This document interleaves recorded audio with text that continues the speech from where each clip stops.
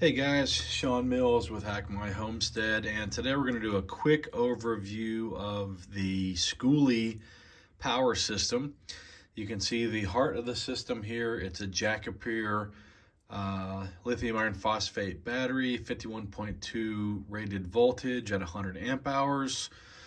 You can see positive, negative. We go through a disconnect here, and so just go ahead and turn this on. This will send power through this wall to our batteries.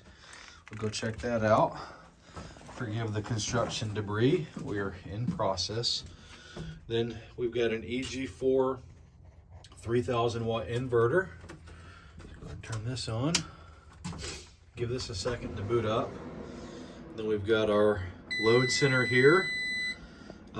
We do have the neutral and ground bonded in this system, and this is important because the EG4 inverter it does not have a bonding screw in it, so our neutral ground bond is going to happen here.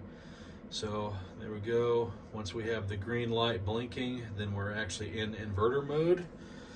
Then we have a Phoenix or a Victron Orion 48 volt to 12 volt converter, which feeds a DC distribution block, which feeds all of our DC circuits. And we actually have a MPPT charge controller here, but we're not actually going to use that. That's going to come out because the EG4 inverter actually can handle up to 500 volt DC on the input side. So we've got 5 circuits in this system. This one's empty right now. We've got 3 circuits that are 15 amps, and we've got the one 20 amp circuit for the hot water heater. So we'll go ahead and turn these on. And then come over here. You can see our DC lighting with a dimmer switch, and just an example of one of the circuits here. So we got a GFCI circuit, then we've got one that has a USB and USB-C output, and then our third actually has a switch, and this on-off switch will eventually control our outside circuit. So all those are 15 amp, and then we'll go to the back of the bus and I'll show you our 20 amp circuit. So again, forgive the construction debris. We are under construction. So here we have our 20 amp circuit. There's just one in the bus, and so this circuit right here is kind of the we'll call it the outside access to our 20 amp line. We've got another 15 amp here. So we've got, again, GFCI first. Oh, let's see. There we go. GFCI first. Then we've got the one where our charges, where we can hook our chargers up to. And then there will be one more back in the back of the bus. So also run off of that circuit.